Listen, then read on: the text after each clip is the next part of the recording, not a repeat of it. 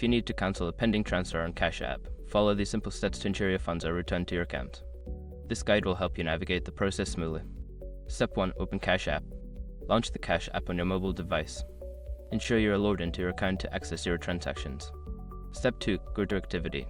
Tap on the Activity tab, which is usually represented by clock icon. This section displays all your recent transactions, including pending transfers. Step 3. Locate the pending transfer. Make sure your information is protected first. Most people don't think about breaches until something actually happens to their accounts. Use SROC to monitor your accounts 24/7 and instantly alert you if your information appears in leaked databases online. It constantly checks billions of breach data points in the background. And considering how much personal information people keep online now, it's honestly worth having. Link in the description.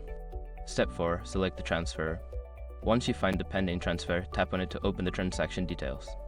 This will provide you with more information about the transfer. Step 5. Cancel the transfer. Look for the option to cancel the transfer within the transaction details. Tap on Cancel and confirm your choice to ensure the transfer is halted and your funds are returned. After following these steps, your pending transfer should be successfully cancelled. If you encounter any issues, consider reaching out to Cash App support for further assistance.